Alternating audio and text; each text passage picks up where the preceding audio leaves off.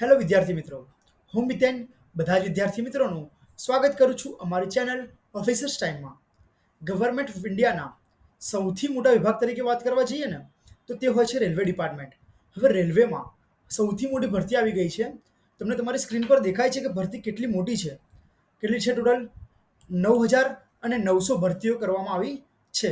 અને આપણે એપ્રોક્સ આંકડો છે, ટોટલ આટલી જ નથી, ઇવન આના કરતાં પણ વધારે ભરતી આવી ગઈ છે.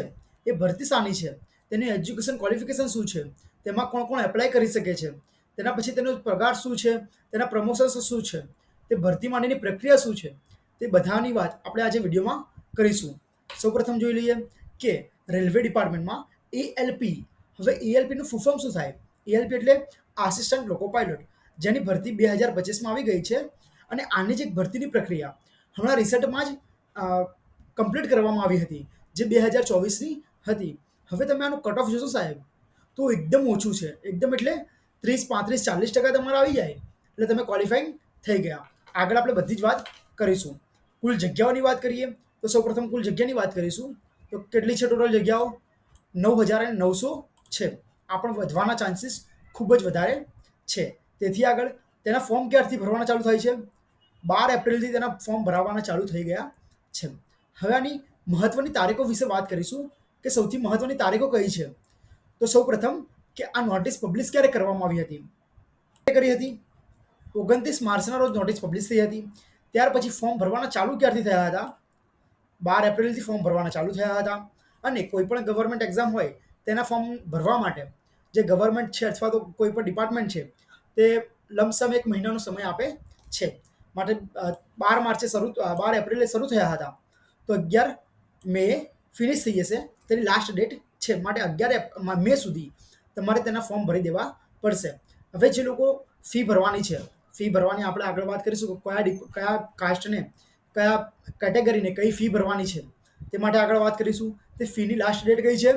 13 મે ફીની લાસ્ટ ડેટ છે. અને ત્યાર પછી એક કરેક્શન વિન્ડો નીકળે છે કે કરેક્શન વિન્ડો એટલે ધારે કે ફોર્મ ભરવામાં અમારે ભૂલ થઈ ગઈ, નામમાં ભૂલ થઈ ગઈ, નામના સ્પેલિંગમાં ભૂલ થઈ ગઈ, સરનેમમાં ભૂલ થઈ ગઈ, તો એ બધું આપણે 14 મેથી લઈને 23 મે સુધી જે એડિટ કરી શકાય છે, મોડિફાય કરી શકાય છે અથવા તો કરેક્ટ કરી શકાય છે, તે બધું આ સમય દરમિયાન કરી શકીશું. હવે સૌથી મહત્વની વાત આવી કે વેકેન્સી કેટલી છે. વેકેન્સીમાં તમને તમારી સ્ક્રીન પર દેખાય છે કે આપણે વેકેન્સીનો આખો ચાર્ટ જ મૂકી દીધો છે. જો તમારે જોઈતું હોય તો એનો સ્ક્રીનશોટ પાડી લેજો. અધરવાઇઝ આની પીડીએફ અમારા જે ટેલિગ્રામ ચેનલ છે તેના પર તમને પ્રોવાઈડ થઈ જશે. સૌપ્રથમ તો આપણે અમદાવાદની વાત કરી લઈએ કે અમદાવાદમાં ટોટલ કેટલી વેકેન્સી છે. તો તે છે 497 વેકેન્સી. ખૂબ જ વધારે વેકેન્સી છે. 497માં આપણે આને વેસ્ટર્ન રિઝન તો કહીએ જ છીએ, અમદાવાદની વેસ્ટર્ન રેલવેમાં આવે છે માટે. હવે અનરિઝર્વ કેટેગરી છે, તેની ટોટલ કેટલી વેકેન્સી છે? 223. જ્યારે એસસી કાસ્ટની 74, એસટીની 37, ઓબીસીની 130, જ્યારે ઈડબ્લ્યુએસની 33 વેકેન્સી છે. ખૂબ જ વધારે વેકેન્સી છે, ઓલમોસ્ટ 500 વેકેન્સી જેવી છે. જેમાં અનરિઝર્વ કેટેગરીની 223 વેકેન્સી છે. એસસી કાસ્ટની કેટલી છે? 74 વેકેન્સી છે. એસટીની 37, ઓબીસીની 130, જ્યારે ઈડબ્લ્યુએસની 33 વેકેન્સી છે. તે જ પ્રમાણે મેન જોવા જઈએ તો અજમેરમાં ટોટલ વેકેન્સી કેટલી છે? 679 પ્લસ 141. બીજા એક મહત્વની વાત કરીએ તો શું છે? ભોપાલમાં ટોટલ વેકેન્સી કેટલી છે? 46 પ્લસ 618. આ ભોપાલની વેકેન્સી છે, જેમાં અનરિઝર્વની 23 અને 221 છે. જ્યારે એસસી કાસ્ટની કેટલી છે? 12 અને 103 છે. જ્યારે એસટીમાં 0 અને 53 વેકેન્સી છે. મતલબ 0 એટલે આ જે રીઝન છે વેસ્ટર્ન રીઝન, તેમાં કોઈ વેકેન્સી નથી. ત્યારબાદ જોવા જઈએ તો ઓબીસીની કેટલી છે? 11 અને 130 છે. જ્યારે અહીં 0 છે તે યાદ રાખજો. અને ઈડબ્લ્યુએસમાં 111 વેકેન્સી છે. તે જ પ્રમાણે આ પૂરી વેકેન્સીનો ચાર્ટ તમારી સ્ક્રીન પર આપેલો છે. ત્યારબાદ સૌથી મહત્વની વાત કરીએ તો શું હોય? મુંબઈ, કેમ કે ગુજરાતની બાજુમાં મળી જાય તો સારું. માટે મુંબઈમાં કેટલી છે ટોટલ વેકેન્સી કરવા જઈએ મુંબઈમાં તો તે છે 22,376 પ્લસ 342. આ ટોટલ વેકેન્સી કરવા જઈએ તો તે મુંબઈની વેકેન્સી છે. હવે વેકેન્સી જોઈ લીધી આપણે. પછી હવે કયા વિદ્યાર્થીઓ ફોર્મ ભરી શકશે?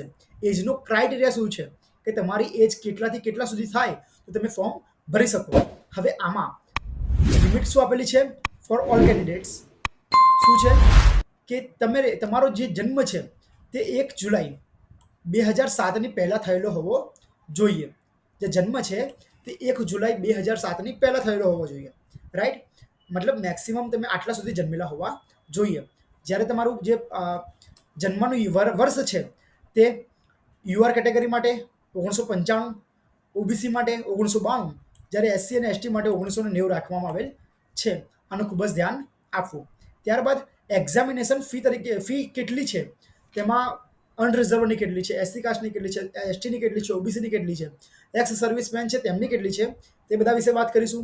હવે જ્યારે એક્ઝામિનેશન ફીની વાત કરવામાં આવે તો રેલવેમાં એક સારી વસ્તુ છે કે જ્યારે પણ આપણે એક્ઝામિનેશન ફોર્મ ભરતી વખતે આપણે ફી ભરીએ છીએ તો આપણે પહેલી એક્ઝામ જ્યારે આપી દઈએ તો એ એક્ઝામ આપ્યા પછી તે જ ફી તમારા ખાતામાં જે તમે ફોર્મ ભરશો, જે તે સમયે ફોર્મ ભરશો અથવા ફોર્મ ફિલ કરશો તે સમયે તમને પૂછશે કે આ બેંકમાં અમારે રિફંડ જોઈએ છે, તો એ બધી જ વસ્તુ તમને આપી દેશે રિફંડ તરીકે. તમારા જે ખાતામાં ડિટેલ્સ આપી હશે કે એ આઈએફએસસી કોડ માગશે, બેંક એકાઉન્ટ નંબર માગશે, એ બધું જ તે ખાતામાં તમારા આવી જશે. હવે આમાં વાત કરી લઈએ કે ફોર ઓલ કેન્ડિડેટ્સ કયા કયા અનરિઝર્વ કેટેગરીના તે લોકો માટે ફી કેટલી છે? 500 રૂપિયા ફી છે ફોર્મ ભરતી વખતે, એક્ઝામિનેશન ફી.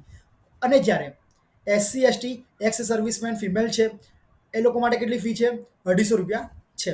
આમાં ચોખ્ખું મેન્શન કરેલું છે કે get a refund on there examination fee. જે વગર મેન્શન કરેલી છે તે પ્રમાણે મેં તમને વાત કરી જ દીધી કે જ્યારે તમે પહેલી એક્ઝામ આપશો CBT1 ત્યારબાદ તમારી જે ફી છે તે તમારામાં આવી જશે, રિફંડ થઈ જશે. હવે ખૂબ જ મહત્વની વસ્તુ છે કે એક્ઝામિનેશન પ્રોસેસ શું છે, કે એક્ઝામ કયા બેઝ પર અથવા તો શેની લેવામાં આવશે, તેમાં સિલેબસ શું હશે, તેમાં કયા કયા એક્ઝામ પેટર્ન શું છે, તે બધાની વાત આપણે આમાં કરી દઈશું. કે સૌપ્રથમ તો શું છે સ્ટેજ 1 કયો? CBT1 કોમ્પ્યુટર બેઝ ટેસ્ટ 1 હશે. ત્યારબાદ તેમાં જે ક્વોલિફાઈંગ થશે, જે વિદ્યાર્થી પાસ થશે તે લોકો સેકન્ડ સ્ટેજ આપશે. ફર્સ્ટ સ્ટેજમાં ક્વોલિફાય થયા બાદ તે લોકો સેકન્ડ સ્ટેજ આપશે. ત્યારબાદ સેકન્ડ સ્ટેજમાં પાસ થયા બાદ લોકો કોમ્પ્યુટર બેઝ એપ્ટિટ્યૂડ ટેસ્ટ આપશે. તેના પછી ડીવી અને ડાયરેક્ટ તેના પછી ડીવી છે અને તેના પછી શું છે? ડાયરેક્ટ ME એટલે મેડિકલ એક્ઝામિનેશન. ડોક્યુમેન્ટ વેરિફિકેશન બાદ મેડિકલ એક્ઝામિનેશન. માત્ર 5 જ ફેઝમાંથી તમારે પસાર થવાનું છે. કયા કયા છે? ફર્સ્ટ સ્ટેજ છે જેમાં એક્ઝામ આવશે, MCQ બેઝ આવશે. સેકન્ડ સ્ટેજ છે કે જેમાં પણ MCQ બેઝ એક્ઝામ આવશે. થર્ડ સ્ટેજ કયો છે? કોમ્પ્યુટર બેઝ એપ્ટિટ્યૂડ ટેસ્ટ છે. તેમાં ક્વોલિફાઈંગ થયા બાદ જેટલા પણ વિદ્યાર્થી હશે, જેટલા પણ મેરિટમાં આવ્યા હશે તે બધાને ડોક્યુમેન્ટ વેરિફિકેશન માટે બોલાવવામાં આવશે. જે તે ડિપાર્ટમેન્ટ જે તે સ્ટેટ માટે અથવા તો જે તે સ્ટેટની રિજનલ ઓફિસ હશે તેમાં તે બધા વિદ્યાર્થીઓને બોલાવવામાં આવશે. ત્યારબાદ મેડિકલ એક્ઝામિનેશન થશે અને ત્યારબાદ તમને તમારો જે ફાઇનલ લેટર છે, જોબ માટેની જે લેટર હોય છે એ તમારા ઘર સુધી પોસ્ટ દ્વારા આવી જશે. માટે આ ટોટલ પ્રોસેસ કેટલી છે? 5 ફેઝ છે. 5માંથી પહેલો ફર્સ્ટ સ્ટેજ CBT છે, સેકન્ડ સ્ટેજ CBT છે, ત્યારબાદ કોમ્પ્યુટર બેઝ એપ્ટિટ્યૂડ ટેસ્ટ છે, ડોક્યુમેન્ટ વેરિફિકેશન છે અને મેડિકલ એક્ઝામિનેશન છે. બધાને એકવાર ફરીથી જોઈ લઈએ શું શું હતું. મહત્વની ડેટ વિશે વાત કરી હતી તો 29 માર્ચના રોજ નોટિસ પબ્લિશ કરી હતી. 12 એપ્રિલથી ફોર્મ ભરવાના ચાલુ થયા હતા. 11 મે સુધી ફોર્મ ભરી શકશો અને તમારે ફી ભરવી હોય તો એની લાસ્ટ ડેટ 13 મે છે. કરેક્શન વિન્ડો કેટલી છે? 14 મેથી લઈને 23 મે સુધી કરેક્શન વિન્ડો છે. અહીં આપણે વાત કરી હતી કે અમદાવાદમાં ટોટલ વેકેન્સી કેટલી છે? 497 ટોટલ વેકેન્સી છે, જેમાંથી 223 જે અનરિઝર્વ કેટેગરી છે, જનરલને આપણે વાત કરીએ છીએ તે 223 છે. એસસી એસટી અને ઓબીસી ઈડબ્લ્યુએસની વેકેન્સી કેટલી છે? એસસીની 74 છે, એસટીની 37 છે, ઓબીસીની 130 છે, જ્યારે ઈડબ્લ્યુએસની 33 વેકેન્સી છે. અજમેરની ટોટલ વેકેન્સી કેટલી છે? 679 પ્લસ 141. ભોપાલની ટોટલ વેકેન્સી 618 પ્લસ 46 વેકેન્સી છે. મુંબઈની વાત કરવા જઈએ તો મુંબઈમાં કેટલી છે વેકેન્સી? 22 376 અને 342 છે. ત્યારબાદ આપણે શું જોયું હતું કે ડેટ ઓફ બર્થ, કે તમે ક્યાંથી ક્યાં સુધી જન્મ લીધો હોવો જોઈએ તો તમે ફોર્મ ભરી શકશો. તો તે કયું છે 1 જુલાઈ 2007.